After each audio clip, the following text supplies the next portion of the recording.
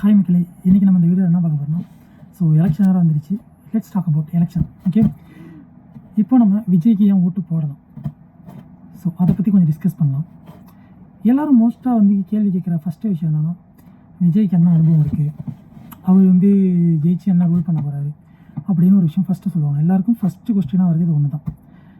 அந்த ஃபஸ்ட்டு கொஸ்டினுக்கு என்னுடைய சைட்லேருந்து எனக்குன்னு தோன்ற ஒரு ஆன்சர் என்னென்னு பார்த்தீங்கன்னா, அனுபவங்கிற விஷயமே நம்ம ஒரு விஷயத்த பண்ணி அதுலேருந்து வர விஷயந்தான் அனுபவம்.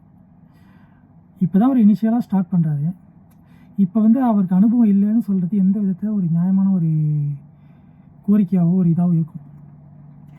சரி, அதே மாதிரி இன்னும் சில பேர் சொல்கிறாங்க, அவர் எதுக்கு டைரெக்டாக முதலமைச்சராக நிற்கிறாரு, அவர் கொஞ்சம் கொஞ்சமாக வரலாமே, ஒரு எம்எல்ஏ ஒரு சின்ன சின்ன போஸ்டிங்லேருந்து கொஞ்சம் கொஞ்சமாக படிப்படியாக மேலே வரலாமே அப்படிங்கிற மாதிரி சில பேர் பேசுகிறாங்க.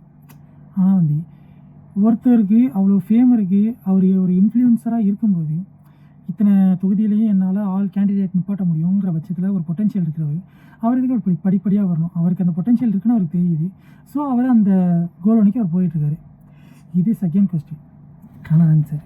அதே மாதிரி இன்னும் சில பேர் சொல்கிறாங்க, ஏன் விஜய் எப்போதும் சொல்கிறாரு இந்த மாதிரி மக்களுக்கு நல்லது செய்ய தான் வரேன்னு சொல்கிறாரு, மக்களுக்கு நல்லது செய்ய தான் வரேன், ஏன் அவர் ஆட்சிக்கு தான் நல்லது செய்யணுமா, ஏன் அந்த மாதிரி முதலமைச்சர்லாம் ஆகாமல் நல்லது எதுவும் செய்ய முடியாதா அப்படின்னு வெகு மக்கள் சொல்கிறாங்க.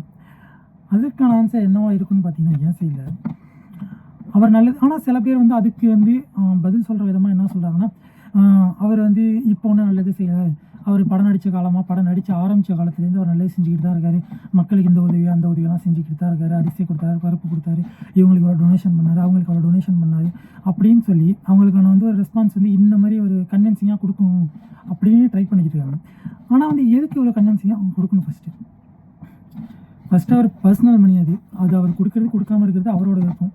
அவர் நல்லது செய்யணும்னு நினச்சி அவர் கொடுத்துருக்காரு. ஸோ நம்ம அதை கன்வின்ஸ் பண்ணுங்கிற ஒரு அவசியம் என்னையை பொறுத்தளவுக்கு வேணாம்னு நினைக்கிறேன். ஏன்னா அவர் வந்திருக்கிறது எதுக்காகனா மக்களுக்கு நல்லது செய்யணும்னு வந்திருக்காரு. ஸோ நல்ல விஷயம் தான். ஆனால் மக்களுக்கு நல்லது எப்படி செய்யணும்னு ஆசைப்படுறாருன்னா, நமக்குன்னு ஒரு அரசாங்கம் இருக்குது, அந்த அரசாங்கத்தில் மக்களுக்கு தேவையான பணம்னு ஒரு விஷயம் இருக்குது, அதை வச்சு மக்களுக்கான சர்வீஸ் பண்ணுறதுக்கு தான் அரசாங்கம் எல்லாமே இருக்குது. அந்த ஒரு விஷயம் சரியாக நடக்கலைங்கிற பட்சத்தில் அதை என்னால் முடிஞ்ச அளவுக்கு நான் கரெக்டாக அதை மேனேஜ் பண்ணுறேன், நான் அதை சரி பண்ணுறேன், கரெக்டாக வர்ற விஷயத்த கரெக்டான முறையில் நான் மக்கள்கிட்ட கொண்டு போய் சேர்க்கணும்னு நினைக்கிறேன். ஸோ அந்த ஒரு விஷயத்தினால அவர் வர்றது நான் சரின்னு நினைக்கிறேன். அது மாதிரி அவர் நினைக்கிற விஷயம் என்னவா இருக்குன்னு என்னோடய பர்செப்ஷன் என்னன்னா, மக்களுக்கு சேர வேண்டியது கரெக்டாக சேரணும். இப்பயும் சேராமலாம் இல்லை, ஒவ்வொருத்தவங்க நிறைய நலத்திட்டங்கள் கொண்டு வராங்க, அந்த நிலத்திட்டங்களால் உதவி பெறவங்களும் நிறைய பேர் இருக்கிறாங்க, அதை நான் இல்லைன்னு நான் சொல்ல மாட்டேன். ஆனால் அந்த நலத்திட்டங்கள் அவங்களுக்கு ஆதாயமானதாக இல்லாமல் இருந்திருக்குங்கிறதுல எந்த நிச்சயமும் கிடையாது. ஒவ்வொரு நலத்திட்டத்துலேயும் அவங்களுக்கு ஏதோ ஒரு வகையில் ஆதாயத்தை தேடிக்கிட்டு தான் அந்த ஒரு நலத்திட்டத்தை கொண்டு வராங்க. மக்களுக்கு முழுசாக போய் சேராமல் ஏதோ ஒரு வகையில் அதுலேருந்து கொஞ்சம் கொஞ்சம் அதை சார்ந்தவங்களுக்கோ இல்லை அதை நடைமுறைப்படுத்துகிறவங்களுக்கோ இல்லை அதுக்கு இடையில உள்ளவங்களுக்கு ஏதோ ஒரு வகையில் போய் சேர்ந்துக்கிட்டு தான் இருக்குது. கண்டிப்பாக சேராமல் இருக்க அதை சொல்லுவாங்களே, அந்த ஊர்லலாம் சொல்லுவாங்க ஒரு பழமொழி ஒன்று, தேன் எடுக்கிறவன் புறங்கையை நக்காமையாக இருப்பான். அந்த மாதிரி இதுமாதிரி பண்ணுறவங்க அது செய்யக்கூடிய விஷயங்களாக தான் இருக்குது. ஸோ அந்த மாதிரி ஒரு விஷயம் எங்கேயும் நடக்காமல் சீரான முறையில் பணம் போய் சேரணும். பணம் போய் மீன்ஸ் அனைத்து திட்டங்களும் சரியான முறையில் மக்கள்கிட்ட போய் சேரணும். தரமான முறையில் கல்வி அனைவருக்கும் கொடுக்கணும், தரமான பேருந்து வசதிகளும் பாதுகாப்பான பேருந்து வசதிகளும் கொடுக்கணும் அப்படின்னு நினச்சியே வராங்க. அதுக்கு அடுத்தது பொதுவாக எல்லோரும் கேட்குற கேள்வி, ஏன் அவர் பேப்பரை பார்த்து படிக்கிறாரு, எதுக்காக பேப்பரை பார்த்து படிக்கிறாரு, அவர் நல்லது செய்யணும்னு நினைக்கிறவர் மனசில் உள்ளதை பேச வேண்டியது தானே, எதுக்கு பேப்பரில் எழுதி வச்சு படிக்கணும்? அது ஒவ்வொருத்தவங்களோட முறை ஒவ்வொரு மாதிரி இருக்கும். சில பேர் எல்லாத்தையும் ஞாபகம் வச்சுட்டு பேசுவாங்க, சில பேர் அதுக்கு கொஞ்சம் ப்ரிப்பேர் ஆகிட்டு வந்திருப்பாங்க, சில பேர் ஒவ்வொருத்தவங்களோட முறை ஒவ்வொரு மாதிரி இருக்கும். ஸோ சில பேர் சொல்லுவாங்க, என்ன எதுக்கு எடுத்தாலும் முட்டை கொடுக்குறாங்க அப்படிங்கிற மாதிரியே பேசுவாங்க. அது ஒவ்வொருத்தவங்களோட முறை ஒவ்வொரு மாதிரி. ஒருத்தவங்க சில பாயிண்ட்டை மட்டும் எழுதி வச்சுருந்து பேசுவாங்க, சில பேர் அங்கே போய் வச்சு பேசுறது மறந்துடுவோம் அப்படிங்கிற பட்சத்துக்கு நம்ம எல்லாத்தையும் எழுதிட்டு போய் பேசுவோம் அப்படிங்கிற மாதிரி எழுதிட்டு பேசுவோம். இதில் எதுவும் தப்பாலாம் தெரியல. இப்போ எப்படின்னா நம்ம ஒரு குறை எப்படி சொல்கிறதுனா, நம்ம பார்க்குற விஷயத்தில் தான் குறை இருக்குதுன்னு நான் நினைக்கிறேன்.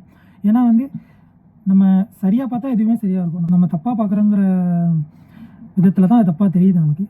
ஸோ நம்ம பார்வையை மாற்றிக்கிறத தவிர அவர் மேலே தப்பு சொல்கிறதுலே நமக்கு உடன்பாடு இல்லை. ஸோ அடுத்தது என்னன்னு பார்த்தீங்கன்னா, அதே மாதிரி இன்னொரு விஷயம் விஜய் சொல்கிறாரு, ஓகே விஜய் கூட உள்ளவங்களாம் சரியாக இருப்பாங்களா? அந்த ஒரு விஷயம் வந்து எல்லாருக்குமே உள்ள கேள்வி தான். அது எனக்குமே உள்ள கேள்வி தான். ஒரு ஷிப்பில் போகிறோம், நம்ம ஒரு ஷிப்லேயே ஃப்ளைட்லேயே போகிறோன்னு வச்சுக்கோங்களேன்.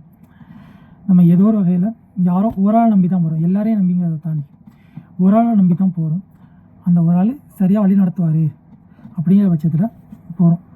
ஸோ அதே மாதிரி அவர் வழி நடத்துவார், அதை பின்தொடர்வாங்கிற நம்பிக்கையோடு நம்ம வாக்கை செலுத்துவோம்.